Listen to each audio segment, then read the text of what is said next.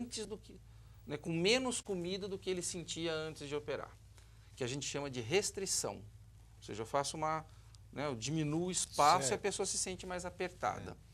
Existe um outro componente da cirurgia que é desviar o alimento por uma parte do intestino.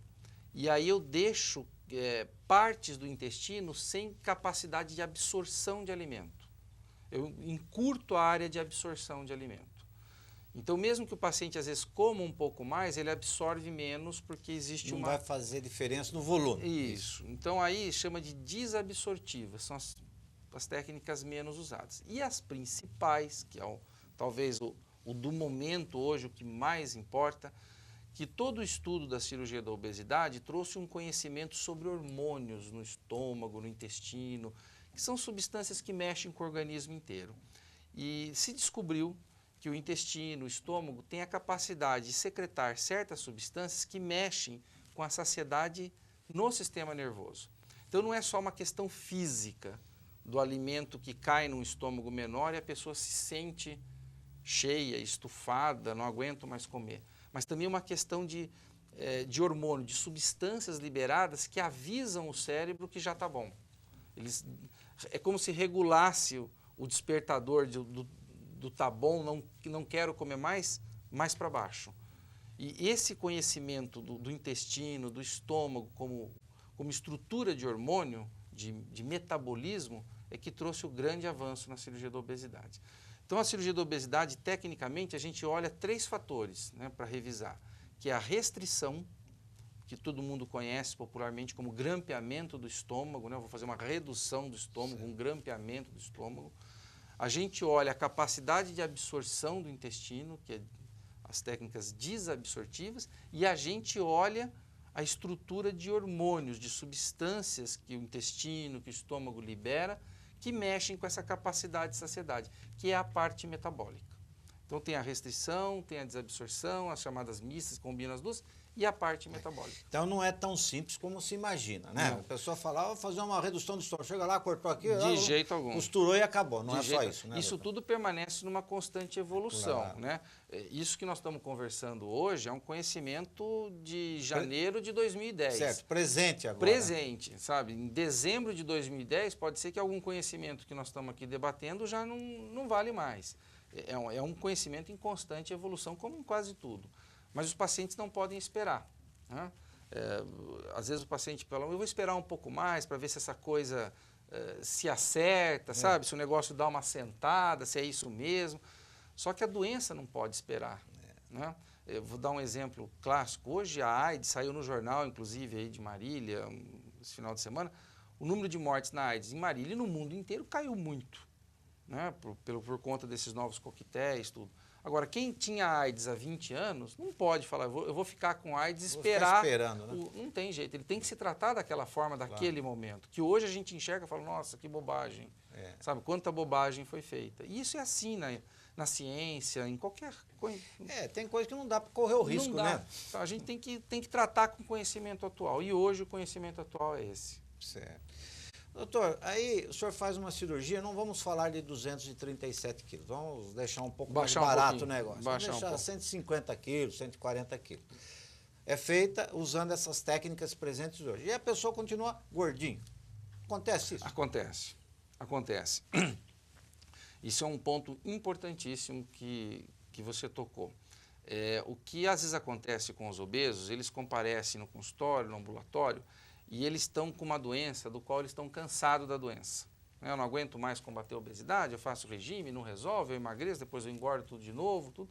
E ele chega lá e entrega na mão do médico toda a responsabilidade do emagrecimento. Ó, me opera que eu quero ficar magro. Certo. Não é verdade isso, né? Tá então, uma vez operado, a pessoa precisa contribuir e muito para o seu emagrecimento.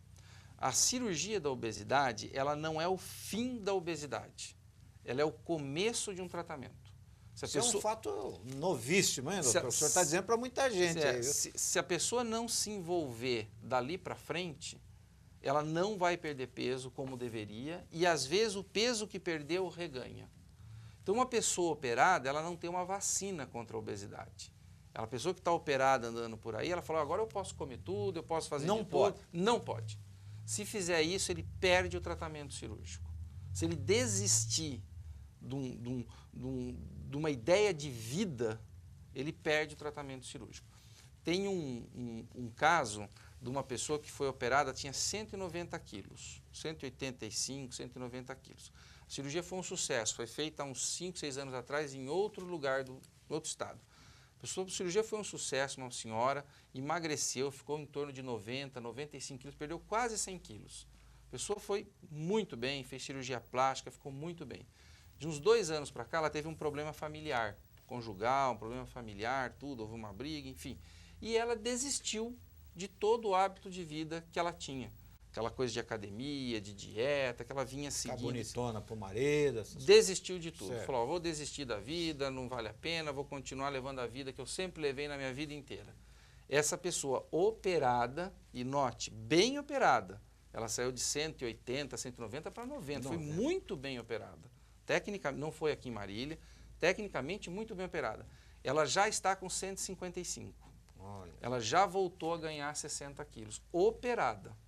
Então, se a pessoa não seguir uma proposta de mudança global de hábito de vida, a cirurgia vai ter pouco efeito. Se ela não criar juízo. Se ela não criar juízo. E aí, aquele tratamento pré-operatório de nutricionista, de psicólogo, tudo, ajuda nisso. Ajuda a informar a pessoa de que ela tem que criar juízo. E, às vezes, até avaliar, para nós, cirurgiões, falar assim, essa pessoa tem condição de criar juízo. Opera porque ela parece que tem uma cabeça boa para criar... Olha, essa pessoa não tem condição. Certo. Antes da cirurgia. Antes da cirurgia. Certo. Às vezes ele dá um aviso, olha, esse cara... Vai perder tempo. Vai perder tempo, né? E a gente avisa o paciente, às vezes, sobre isso. Doutor, pode acontecer da pessoa fazer essa cirurgia, certo? E depois, passados uns anos, não tem juízo, engordou novamente, fazer outra cirurgia? Pode. Já aconteceu? Já aconteceu, pode. Às vezes, existem técnicas diferentes. Isso é uma coisa muito rara, né? Porque a pessoa não pode confiar de que, uma vez operada, existe conserto. O conserto de uma pessoa operada é muito difícil, é muito desastroso, é um caso de exceção. Então, a pessoa que opera, que perde peso, que reengorda, para ressubmeter, para submeter novamente essa pessoa a uma operação, é um risco muito alto, sabe? São poucos os casos em que isso acontece. Ela é uma operação para ser feita uma vez só. Não é uma operação reversível, não é uma operação que pode ser feito reoperações em cima dela para consertar. Isso é uma conduta de exceção. A pessoa tem que estar bem preparada para fazer essa operação uma vez só na vida. Fez, faz o tratamento adequado, tem que dar certo e segue a vida de maneira natural.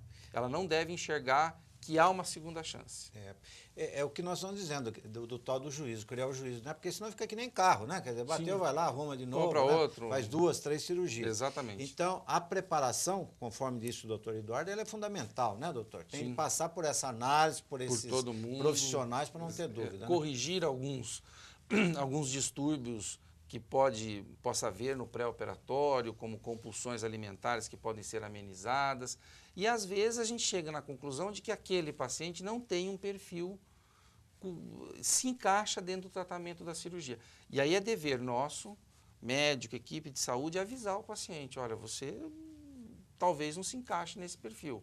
É possível que você opere e mantendo a sua cabeça, né, o seu hábito de vida, o resultado pode não ser bom. Mas isso é exceção também. O que a experiência nossa aqui em Marília, no Brasil e no mundo inteiro tem mostrado é que a maioria dos pacientes operados tem um resultado em relação à perda de peso muito satisfatório. Muito satisfatório. A notícia é auspiciosa, mas volta à história do juízo aí, tem sim. de fazer o tratamento. Senão, logo vai ter de operar da cabeça, né, doutor? Sem dúvida, seria ideal, hein? Opera o estômago e a cabeça. Seria ideal.